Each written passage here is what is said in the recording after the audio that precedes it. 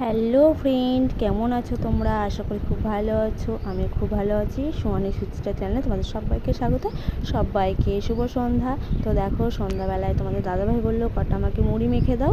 তো তার জন্য আমি এখন তোমাদের দাদাভাইকে মুড়ি মেখে দেবো। তো আমিও খাবো, শুধু ও একা খাবে না। তো দেখো, আমি ছোট্ট একটা বাটিতে কটা মুড়ি নিয়ে নিয়েছি, আর তার মধ্যে একটু তেলও ঢেলে দিয়েছি। তো মুড়ি মাখতে গেলে একটু ভালো করে সব কিছু দিলে, পেঁয়াজ লঙ্কা এগুলো দিলে খুব ভালোই লাগে। তো দেখো, আমি পেঁয়াজ, তারপরে হচ্ছে লঙ্কা, অনেকগুলো চানাচুর, তেল, একটু নুন, একটু আদা কুচি এগুলো দিয়েছিলাম। তো এগুলো দিয়ে আমি এখন মাখছি। তো আমার মাখা হয়ে গিয়ে সন্ধ্যেবেলা খাওয়া হয়ে যাওয়ার পর এবার কিছু মেয়েকে খাওয়াতে হবে।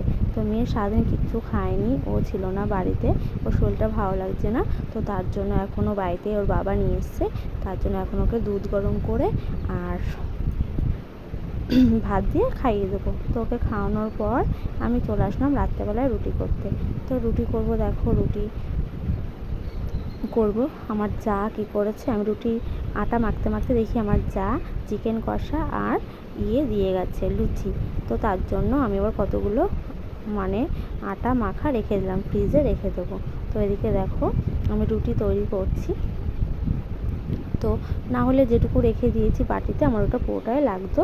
তো এবার যেহেতু মাংস আর লুচি দিয়ে গেছে, তো তার জন্য আমার কম রুটি করতে হবে। তো তার জন্য আমি কম রুটি করছি, কিছুটা রেখে দিলাম ফ্রিজে, কালকে সকালে করে ফেলবো বলে। তো দেখো, আমি রুটি করছি। তো রুটি করতে করতে আমি আবার ভাবছিলাম যে এত গরম, তো রুটি করছি, তার মধ্যে আমি ঘেমেও যাচ্ছি। রুটি করতে গেলে প্রচুর ঘেমে যেতে হয়, কারণ আর গ্যাসের সামনে রাত্রেবেলায় থাকা খুবই কঠিন হয়ে যায়। তার জন্য দেখো, কী করবো, খেতে গেলে তো করতেই হবে।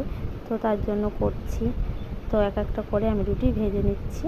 তো রুটি করা এখন আমি শিখে গেছি ভালোই। তো আগে পারতাম না, তো এখন ভালোই শিখে গেছি রুটি করা। তো দেখো, রুটি করছি। দেখো,